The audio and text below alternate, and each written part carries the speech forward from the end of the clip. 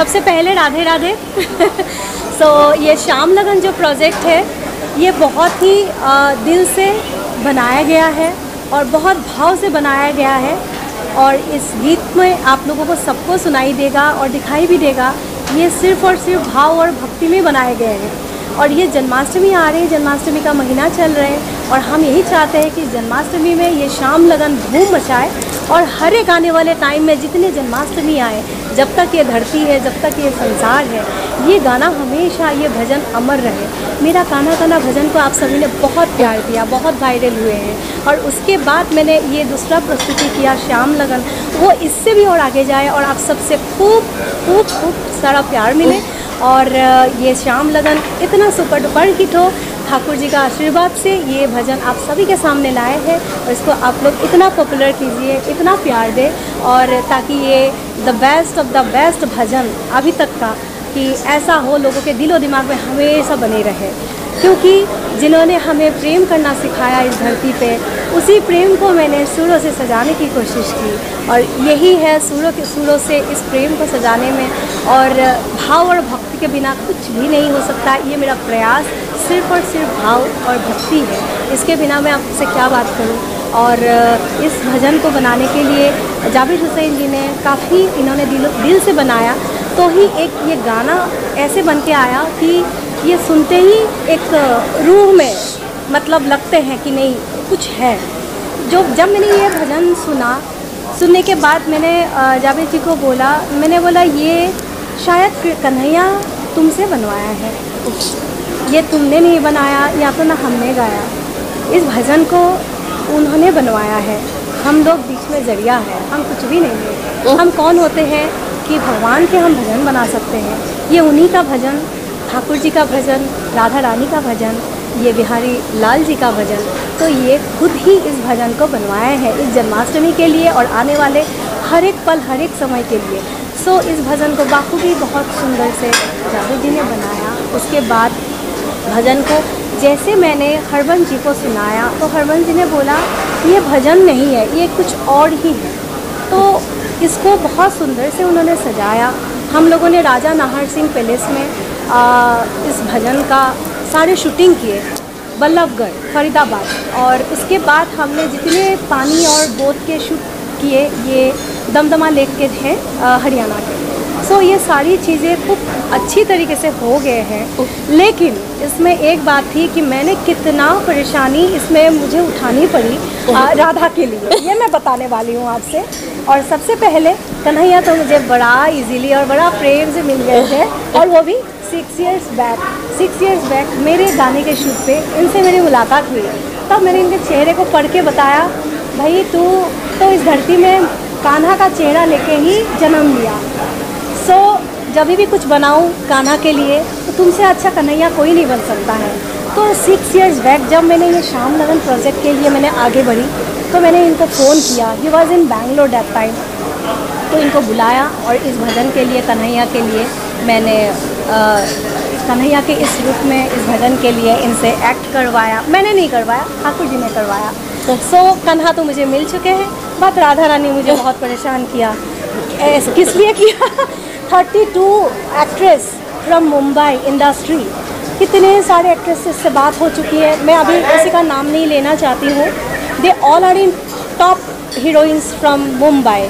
लेकिन जब मुझे हमारी जगह बुक हो गई, डेट बुक हो गई, लेकिन मुझे राधा नहीं मिल रहे, मैं क्या करूँ, मैं बहुत परेशान। एंड मेरे घर में ठाकुर जी विराजमान है, मैं सेवा करती हूँ ठाकुर जी की। मैं वहाँ पे बैठ के मैं ठाकुर जी से बात की कि ठाकुर जी मुझे आप राधा रानी को दे दो, मुझे जगह बुक हो गई, सब कुछ हो गई, मुझे राधा रानी के बिना कैसे ये भजन हो सकता है, क्योंकि ये भजन राधा रानी ने अपने कन्हैया के लिए ही गाए हैं। उसके बाद मुझे रातों रात ये रीवा मिल गई रीवा, छोटी सी मेरी प्यारी सी रीवा मिल गई एज ए राधा। और उसके बाद दूसरे दिन मेरी रीवा और रीवा की mummy Nisha ji, she is very very pretty, और उन्होंने दोनों आके मुझसे बात किए और हमें बहुत अच्छा लगा। और फिर रीवा आ गई और हमारी शूटिंग हो गए हैं, बहुत अच्छी तरीके से हो गए हैं। और इस शूटिंग को हमारे DOP टीम और वीडियो डायरेक्टर असलाम खान और शिव जी DOP, उन्होंने ही इस काम को कंप्लीट किया। बहुत सारे इसमें डांसर्स थे, आप वीडियो में देख सकते हैं। इसमें हमने महाराज को एक भाव से, भक्ति से एक रचाने की कोशिश की मैंने। तो मैंने काफ़ी सारे प्रोफेशनल डांसर्स को लाए, सबके एक जैसा कॉस्ट्यूम बनाए और इस महाराज के जो आखिर में हरे कृष्ण मंत्र के साथ और इस भजन को मैंने कंप्लीट करने की कोशिश की और सभी ने बाखूबी निभाया। पूरी रात, ऐसा मैंने शूट कभी नहीं किया। रात को हम लोग, शाम को शुरू हो गए महाराज का शूट, पूरी रात और सुबह 6:30 बज गए। सुबह 6:30 बज गए कंटिन्यू, पूरे टीम, पूरे महाराज के पूरे डांसर्स, पूरे जितने राधा कृष्ण, हम पूरे टीम, पूरी रात हमने इस गाने को शूट किया, सिर्फ महाराज का पार्ट को। फिर उस गाने को करने में और अनदर 2 days। सो ये मैं क्या बताऊँ। और इस गाने की और एक खूबी ये है कि इस गाने में 250 ट्रैक्स बजाए गए हैं।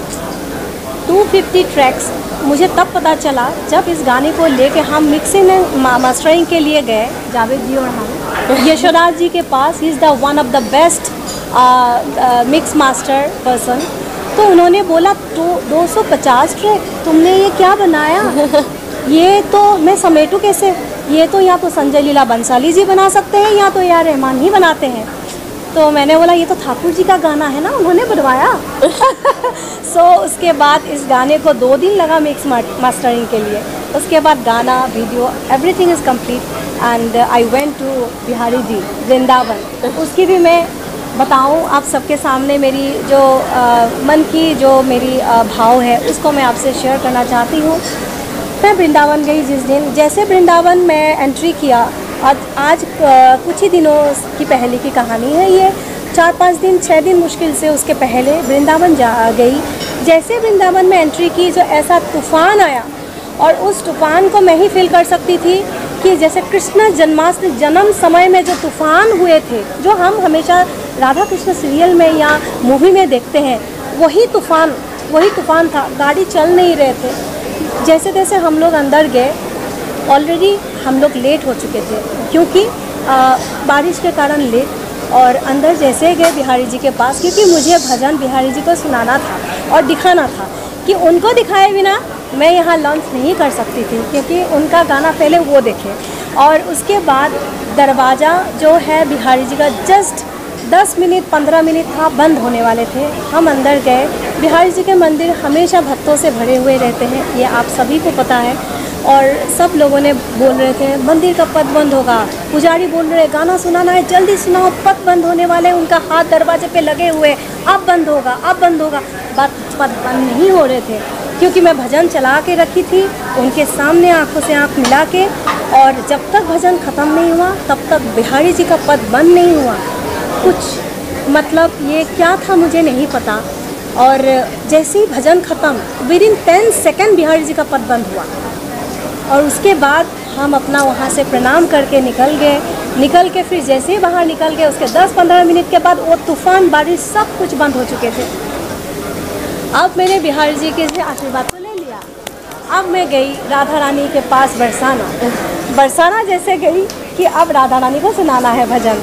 अब राधा रानी के मंदिर में जैसे ही मैं गई, जैसे ही उनके चरण में मैंने माथा टिका और पुजारी ने अपने राधा रानी के चरण से ब्लू कलर के दुपट्टा, वही नेट का, वही गोल्डन कलर का बॉर्डर मेरे सर पे दिया और श्रृंगार दिए और आशीर्वाद के तरीके से मतलब तौर पे। और मैंने जब देखा, अरे ये तो वही दुपट्टा है जो कान्हा ने राधा को हमारे श्याम लगन भजन में उस दिन महाराज ने यही तो ओढ़नी ओढ़ा था। ये क्या था मुझे नहीं पता, वही ओढ़नी है। मैं आपसे ये भी मैं शेयर करूँगी और आप तो वीडियो में देख सकते हैं कि वो ओढ़नी ब्लू कलर की थी। और आज वही बात जैकी भाई ने मुझे जैसे हम लोग गाना चलाया, उन्होंने देखा, उन्होंने बताया कि मंदाकिनी तू मुझे ये ब्लू कलर का ओढ़नी देना है। उनको नहीं पता था ये सब बातें कुछ भी। उन्होंने मुझे बोला ये ओढ़नी मुझे बहुत अच्छा लगा, मुझे देना। इट्स समथिंग, कुछ पावर, कुछ ठाकुर जी की कृपा कुछ है, जिनके कारण कि ये कृपा आज हम सबके ऊपर हुए हैं, जिनके कारण ये गाना बहुत जल्दी बन चुके हैं। बहुत जल्दी इसकी अब आज प्रेस कॉन्फ्रेंस हुए हैं, आप सबके सामने आज हम सब लोग बैठे हुए हैं। और पारुल ने इतना प्यार दिया हमेशा, बहुत ज़्यादा, बहुत दिल की मेरी सबसे बहुत करीब हो तुम पारुल हमेशा। और आपके हेल्प के बिना, आपके बिना ये नहीं हो सकता था। ये ठाकुर जी का भजन जो पब्लिसिटी एंड प्रमोशन हो रहा है, थैंक्स टू पारुल। एंड आप सभी मीडिया वाले को तहे दिल से शुक्रिया अदा करना चाहती हूँ मैं पूरी टीम से। आप सबके बिना हम आर्टिस्ट अधूरा है, हम कुछ भी नहीं है। आपके बिना ही हम लोग इस अगर फील्ड में, इस बॉलीवुड में, इस इंडस्ट्री में अगर है कुछ, आपके कारण ही है। सो तहे दिल से मैं शुक्रिया अदा करना चाहती हूँ आप सभी को। राधे राधे बोलना चाहती हूँ। राधे राधे। सो जी और इस भजन को आप लोग हर जगह पहुँचाए और इस जन्माष्टमी धूम धूम धूम उठे इस भजन से, और हर जन्माष्टमी धूम मचाए। और बस यही मैं बोलना चाहूँगी।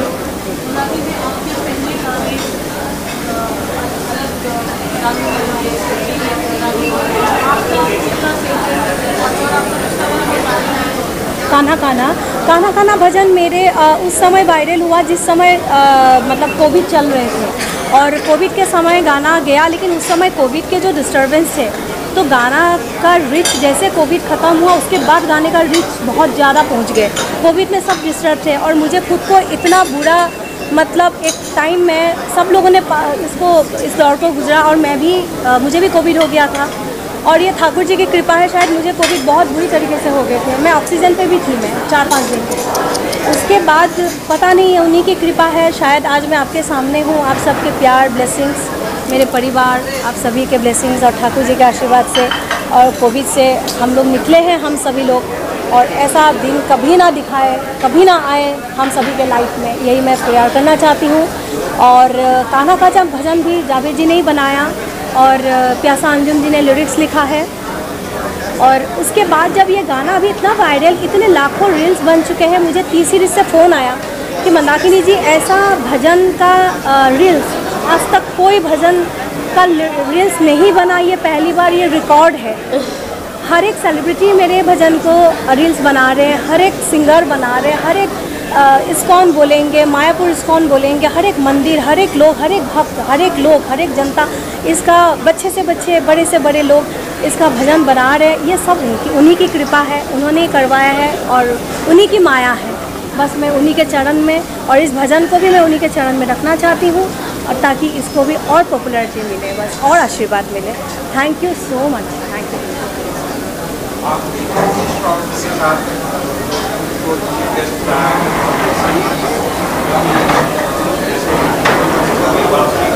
जी जी जी, जैकी भाई के साथ हमारे बहुत पुराने रिश्ते हैं, बहुत लगाव है। और जहाँ ये कान्हा का भजन की बात जहाँ आती है, क्योंकि एक मेरा गाना, आप मेरा ही नहीं सबका प्रिय है, वो जो गाना जो जैकी भाई जो बांसुरी बजाए, सो दैट उनके अंदर भी मुझे वो कान्हा का जो पिक्चर मुझे दिखती है। सो और वो तो हमेशा सुपरस्टार है, हमेशा हमारे दिल में सुपरस्टार ही रहेंगे। तो फिर इसीलिए मुझे लगता है कि आज के इस अवसर में जैकी भाई से अच्छा मुझे कोई नहीं लगा, कि मतलब जैकी भाई विल बी द बेस्ट। मतलब उनके आशीर्वाद लेना ज़रूरी है। वो भी कृष्ण भक्त है और इतना अच्छा वो बांसुरी बजाते हैं, और हीरो का गाने का जो बांसुरी का पार्ट सबको पता है, वो मतलब आज भी सबके दिलों में बसे हुए हैं। This is the main reason actually. और वो कितना अच्छा ह्यूमन बीइंग है, बहुत अच्छा जी। I feel very lucky because everything that happened unexpectedly, and it all happened because of her and Kanha ji. जितना कुछ हुआ है, मतलब ये सॉन्ग ऐसा है कि कृष्ण जी ने खुद पूरा गाना एक साथ लेके आए हैं, बिल्कुल ऐसा ही है ये। क्योंकि ये गाना बहुत ज़्यादा अनएक्सपेक्टेडली और बहुत अमेजिंगली हुआ है। क्योंकि फर्स्ट ना, मैं कभी भी पहले जब मेरा ये इस गाने में मैं आई, तो मेरा बहुत अनएक्सपेक्टेड था ना, बिकॉज मैंने आज तक कभी भी अननोन कॉल नहीं उठाया, and this was the first unknown call जो मैंने उठाया। एंड जो मैंने उठाया, I am very very happy कि वो मैंने कॉल उठाया। एंड क्योंकि फिर मुझे ये गाना आया, और मैंने जैसे ही गाना सुना, मैंने कहा ये गाना मुझे करना है। फिर हमारी पहले जूम कॉल पे मीटिंग हुई क्योंकि ये दिल्ली में थी और मैं मुंबई में थी, तो हम सामने मिल नहीं पाए और हम लोग सामने सिर्फ सीधा जाके सेट पे ही मिले एंड उससे पहले हम लोग नहीं मिले थे। बट जैसे मैं इनसे मिली ऐसा कभी नहीं लगा कि हम लोग पहले नहीं मिले, बिल्कुल ऐसा लग रहा है कि हम लोग पता नहीं कब से जानते हैं, जैसे कि हम फैमिली हैं और अब हम फैमिली बन चुके हैं। तो मतलब everything is just amazingly well और गाना मुझे बहुत बहुत अच्छा लगा एंड आई एम ग्लैड कि सब लोगों को भी पसंद आ रहा है एंड आई होप कि सबको पसंद आए और सब इसको बहुत बहुत ज़्यादा प्यार दें जितने प्यार से हम लोगों ने इसको बनाया है। Thank you so much. तो मुझे चूज़ कर लिया गया था 6 साल पहले कि मैं कृष्ण बनूंगा, पर वो कृष्ण कब बनूंगा ये नहीं बताया गया था। मैं एक शूट के लिए अपना बैंगलोर में हूँ, मूवी कर रहा था और सडनली मुझे कॉल आता है कि हम लोग अब ये शाम लगन सॉन्ग बनाने वाले हैं एंड तुम यहाँ पे आ जाओ और तुम्हें कृष्ण बनना है। मैं उस दिन शिव की अवतार में खड़ा हूँ और मुझे एक दूसरा कॉल आते ही कृष्ण का अवतार मिल गया। तो मेरे लिए इससे बड़ी बात नहीं थी कि मेरे को दूसरा भगवान बनने का भी मौका मिल रहा है, जो हर घर का सबसे ज़्यादा माना हुआ भगवान भी है और हर घर मतलब हर बंदा उसको मानता है, हर बंदा भगवान कृष्ण को मानता है। कृष्ण बनना मेरे लिए बहुत मुश्किल था।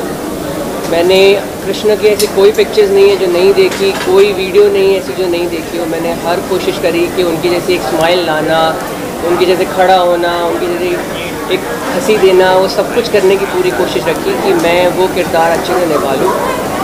जब मुझे पता लगा कि मेरा जो पार्टनर जो राधा है वो रीवा बनने वाली है, तो मेरे को अपनी एक्सपेक्टेशंस और बढ़ानी पड़ी कि मुझे इससे डबल काम करना होगा, बिकॉज वो एक ऐसे लेवल पे शी इज़ राइट नाउ कि एक तो वो सुंदर, ऊपर से वो राधा पूरी लगती है।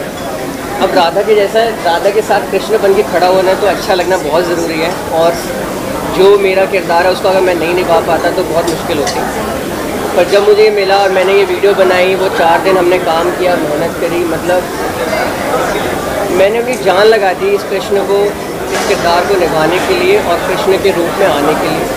अब बाकी आप लोगों के ऊपर है और जनता पे है कि आप लोगों को मैं कृष्ण लगा या मैं कृष्ण का अवतार हूँ या नहीं हूँ, बट मेरी यही आप लोगों से विनती रहेगी कि आप सब लोग इसको प्यार दें।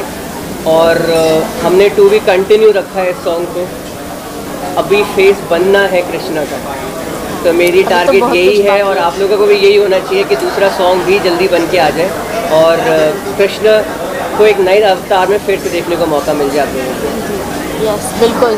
तो इसी में मैं ये बात करना चाहती हूँ, एक्चुअली ये श्लोक यही बात करना चाहते हैं इस वीडियो में जो लास्ट में कृष्णा पूरा बन गए हैं। मैंने उस कृष्णा की पूरी पिक्चर को बना ली, लेकिन लास्ट में फेस रह गए और फेस कंप्लीट नहीं है एंड देन गाना ख़त्म एंड टू बी कंटिन्यूड लिखा हुआ आ रहे हैं। तो ये सबके लिए एक क्यूरियोसिटी है कि ये क्या है, बिकॉज श्याम लगन part 2 will be coming, because ये मेरी एक वही थी कि मैं इस्कॉन से 2002 से मैं जुड़ी हूँ और जब से जुड़ी हूँ तब से बहुत ज़्यादा मैं ठाकुर जी के साथ मेरा एक कनेक्शन बहुत ज़्यादा क्लोज़ है। और उसके बाद जब मैंने बहुत कुछ चीज़ें सोची कि नहीं मुझे कुछ ऐसा यूनिक वर्क कुछ करना है और माइथोलॉजिकल के तरफ मेरा पहले से ही थोड़ा लगाव, थोड़ा दिल से कनेक्शन है ज़्यादा। सो उसके बाद जब ये रुक्मिणी रानी का जो रोल है, रुक्मिणी रानी ने हमेशा कृष्णा को मन ही मन प्यार किया और जब उनका रुक्मिणी हरण हुए तब तक रुक्मिणी जी ने जब वो यंग थी तब से हमेशा कृष्णा को ढूंढती रहती थी, कृष्णा कैसे दिखने में है, लेकिन उनको नहीं पता था। और कभी किसी गोपियों को भेजती थी, कभी किसी को भेजती थी, जाओ ना जाओ बरसना जाओ, वृंदावन जाओ, कृष्णा को देखो। उनको पता था राधा कृष्णा का क्या प्रेम है, लेकिन वो मनी मन कृष्ण से वो प्यार करती थी, उनसे शादी करना चाहती थी। देन रुक्मिणी वो कृष्ण के कभी पगड़ी बनाती थी, कोई बोले अरे वो दिव्य रूप है और उनके पगड़ी में फ्लावर से सज्जित है और मोर में मुकुट में मोर पंख है और पीताम्बरी कलर का धोती पहनते हैं।